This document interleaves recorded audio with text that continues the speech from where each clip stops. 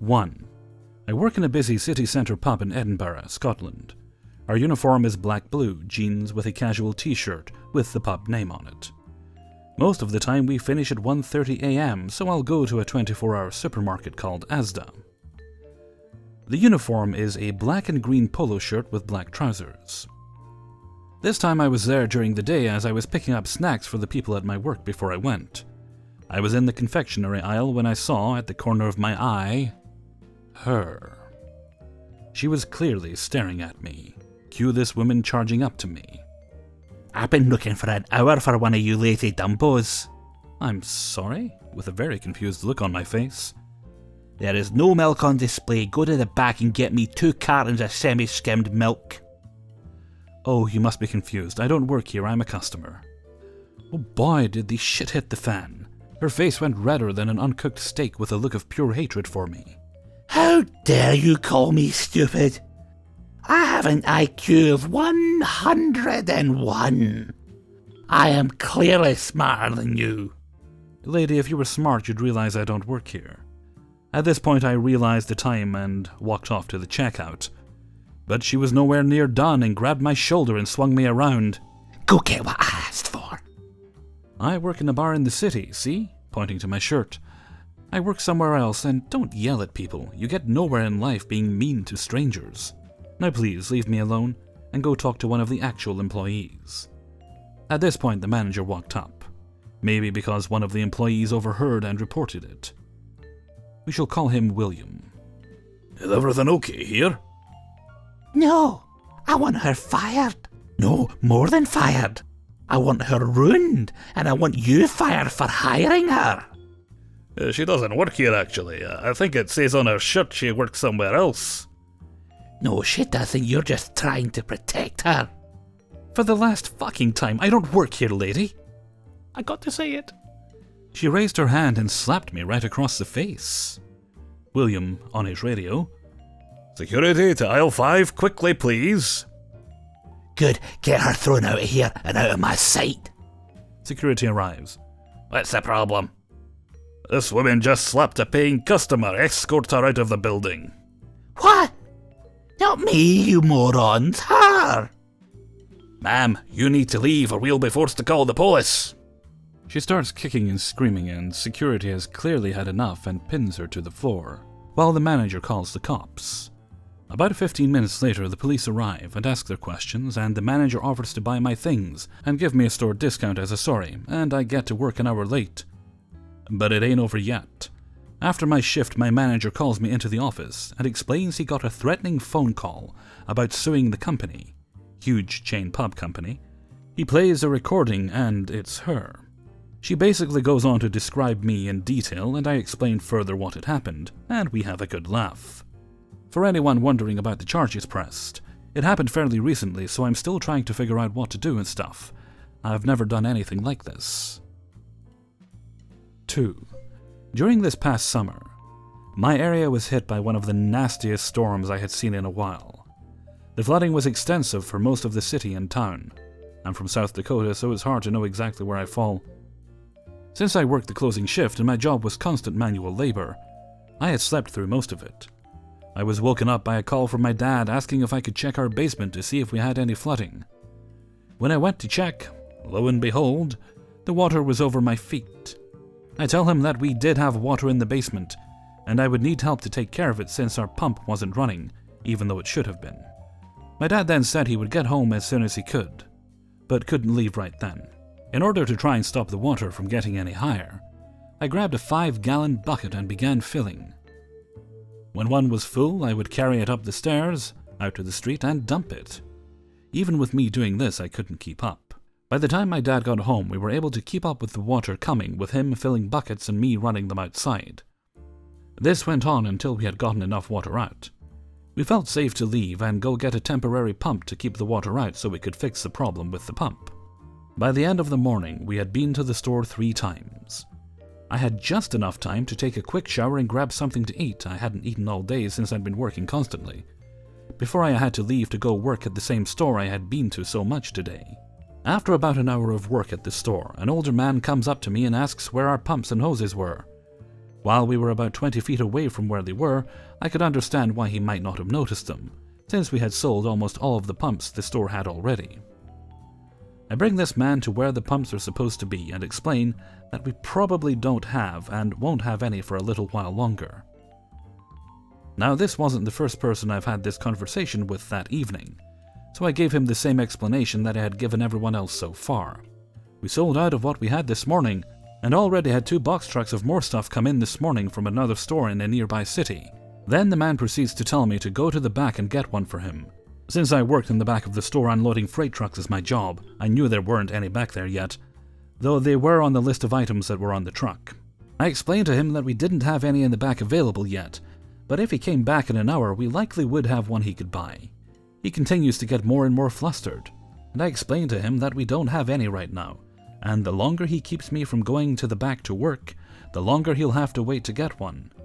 Finally, he gives up and leaves so I can go back to work.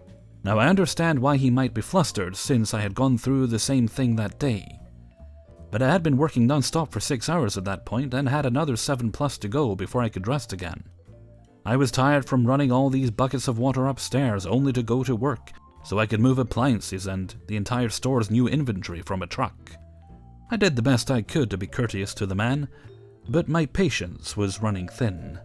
I'm glad he left when he did, or I might have said something in regret. One of the opening managers went to the store well before the store officially opened, so that people could buy pumps and not be forced to wait until the store opened. Also, some of the other managers were at meetings a ways away, but managed to pack as much of the stuff the store needed into their tiny car to try and help. Thanks to those managers for what they did, they helped so many people. 3. So this all started a few days ago when I was doing some grocery shopping at Kroger. I had just gotten off work from the Hyundai dealership where our sales uniforms are dark blue polos, just like Kroger, and I happened to be wearing khakis that day too. I've been stopped a few times before at this same Kroger in the same scenario, since it's the only grocery store on my way home. As I was walking down the soup aisle, an elderly lady approaches me and starts asking me where she can find vegan gravy. Usually I would calmly explain that I did not in fact work there, but because of my background as a former sales rep and executive chef, including my time as a sous chef at a vegan restaurant, I asked out of curiosity why she wanted vegan gravy. I came to find out she was doing some early Thanksgiving shopping, and her new daughter-in-law is a vegan and she wanted to make her feel welcome in their family, and wanted to try out some recipes before the big day. She had no idea what it meant and had printed out some terrible generic recipes off Facebook. I've seen poorly thought out Facebook recipes destroy their fair share of good meals, and this led to me walking and talking with her for a while and helping grab a few items she would need to make some really good and easy to make vegan cuisine. I probably spent almost half an hour with her and wrote down a few recipes on the back of my business cards, and we parted ways. To be honest, I wasn't even trying to be helpful, but rather she had become a victim to me nerding out and rambling about a topic I was passionate about. Cooking, not veganism, that I no longer had an outlet for. Driving home, I realized that the whole time she probably thought I was the most helpful Kroger employee ever, and had a good laugh about it. Now we fast forward to today. It's colder than a witch's tit outside, and I'm sitting in the showroom of my dealership, trying to send out a few emails, and it's slow as shit. All of a sudden, I get a call. Hi, this is Tammy from the grocery store. I hope this is the right number, but I'm looking for Eskimo Explosion. Yes, this is him, I reply, and I start with, hey, I don't actually work at Kroger, and she cut me off and said, I know you wrote me a recipe on the back of your business card, and I had a few questions if you have a quick second. Being bored, I went in detail how to go about making this sauce, and she apologized for bothering me at work. I told her it wasn't a big deal and told her jokingly I'd be happy to do whatever it took so another cook won't mess up one of my good recipes. She laughed and asked what time I got off work. I told her I was working until close, but that I could take calls most of the day since it was slow in case she had any questions. So a few hours roll by and I'm out back smoking a cigarette with the detailers when I hear my name paged on the intercom. Eskimo Explosion, you have a guest in the showroom. I wasn't expecting any appointments, but ran up front to see what was going on. There she was, the lady from the grocery store with another elderly man who I found out was her husband. What in the hell is she doing here? I thought she had maybe decided to bring me some food for me to try to see if it tasted right, or maybe had brought me some brownies or other old lady treats for helping her out. So here's the best part of the story. She actually had a Tucson and her lease was up in 2 weeks, and she wanted to turn it in and lease another one from me instead of our competitors down the street, where she got it originally. Her husband had pointed out to her that her new chef friend actually sold the same kind of car she was in the market for. I got her in the next model up from what she had been driving, and kept her at the same payment. I thought I'd share since this really made my day. 4. So I work at a discount department store of sorts. It's a lot of work, but I love my job and my co-workers. There are days when I'm doing the job of 3 people, but that's why they pay me the big bucks, am I right? Minimum wage, baby. Tonight, the best thing that's ever happened to me in the history of working at that store happened. And when I say best, I really mean the most outrageous. I was cashiering this evening, and a cute couple walked up to my register with a couple of high-end items and a large suitcase. They were smiling at each other, holding hands, nuzzling noses. It was cute. They were both obviously pretty wealthy too. They wore matching Vineyard Vine sweatshirts and pastel pants, and they even had matching Rolexes. I asked them how they were doing and began bagging their items. I asked what their weekend plans were, as bagging was taking me a while, later relevant. They had just gotten engaged, and were going on a trip next week, so the clothes and the suitcase they were getting made sense to me. The first red flag was when the woman asked me, "Do you mind hurrying up? We have to be heading out soon." I made sure she knew I was trying my best, but they'd asked for every item to be in its own garment bag. I even included hangers for them, which we almost never do. I really was trying my best when she began snatching the items from me and trying to bag them. I let her know politely that I had not removed all the sensors from the items. She reached over my register to grab bags, which she'd said she'd not wanted, stated that she didn't care, she would remove them herself, and began shoving the remaining items in the bags. My manager stood behind me and we exchanged what the hell looks, but hey, we try our best to serve our customers. Her fiancé looks mortified. Once I'd finally gotten the clothing items bagged, I told her, "Alrighty guys, let's get that suitcase on up so I can remove the sensor for you." They said, "Oh, not yet." My thought was, oh, they must be a separate purchase. I rang them up. They spent over $1,000 at my store, which is rare, for that purchase. Turns out the suitcase was a return. Wouldn't have been a big deal except for the woman, it really was. She flipped her hair and said, "I wonder why you couldn't have processed our return first. That's what stores usually do." She turned to her fiancé and said, "I don't think she's been working here very long." She then flashed her fiancé a lovely grin and nose-nuzzled him again. Her fiancé laughed it off uncomfortably and made a joke. I rolled with it, even though I was getting annoyed. I apologized, saying, "Sorry, my mistake. I didn't realize it was a return. Let's get it on up here for you. Do you have the receipt?" No tags on the suitcase and no receipt. The man is getting antsy. The woman is getting increasingly bitchy. Her fiancé looks incredibly uncomfortable, but every few minutes she gives him that smile and a kiss, as if she's not acting crazy. Here's how the conversation went from there. "Let's get that suitcase up here." "I'd really rather not, thanks." "Sorry, I'm not clear on whether or not the suitcase is a return." Insert nervous laughter here. "I already told you it's a return. Maybe try to listen better to your customers." "Sorry about that. Let's take a look."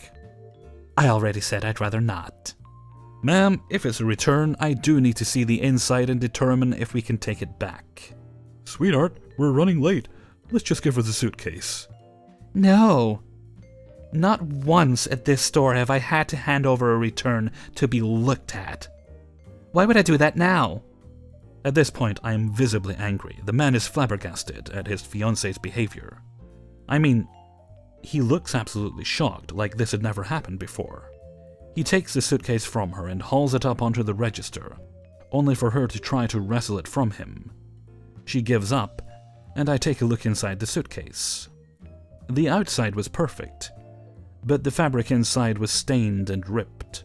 With no receipt and no tag, I had no choice but to tell them we could not take the product back. The woman went ballistic. She screamed at me, saying she'd stuff my ass in the suitcase if it were up to her.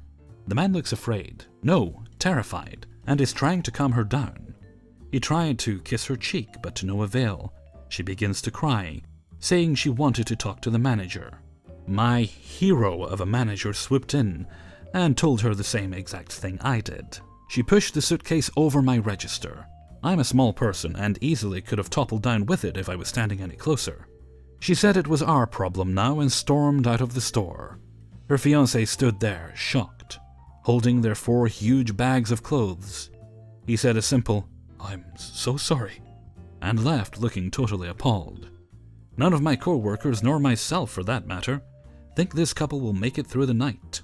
Thanks for listening, everyone. Felt good to get it off my chest. 5. Taking my granddaughter shopping at some store in the mall with loud music and obscenely tiny clothing that I would avoid like poison if shopping by myself. We walk in and I immediately notice I'm wearing a near identical outfit to the clerk's.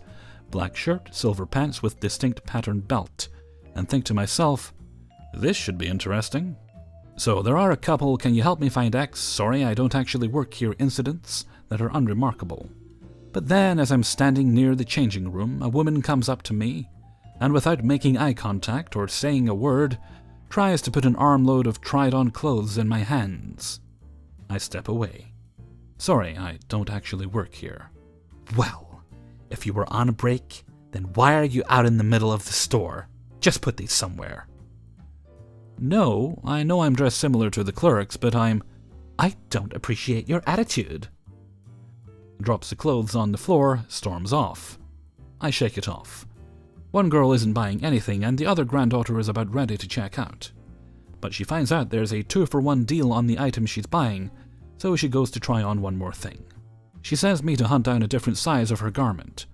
While I'm searching the rack, this woman comes back. My daughter is looking for this shirt in blue, like the online version. Like I was trying to explain earlier, I don't actually... Hey, are you going to help me or... Ma'am, you can stop speaking to me and seriously reevaluate how you treat those in the service industry. Excuse me? I know I didn't hear what I just heard. I know the owner. You're about to be very, very sorry. Storms over to the counter, asks for a man by full name, pitches fit. Some man comes out from the back and makes a phone call. The man motions me over. Listen, so, there's no way you could have known this, but that's Ross's sister-in-law.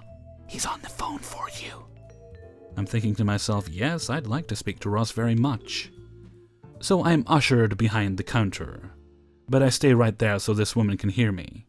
This guy, who I assume is Ross, starts laying into me about how we treat customers and the standard of care, and his sister-in-law is the sweetest woman and deserves the utmost respect. And tops it all off with, "And if you can't grasp the basic foundation of our 6 pillars of service, you're fired." Well, Ross, is it? I don't work at this store. I'm a customer who happens to be wearing silver pants and a black top. Or at least, I was going to be a customer.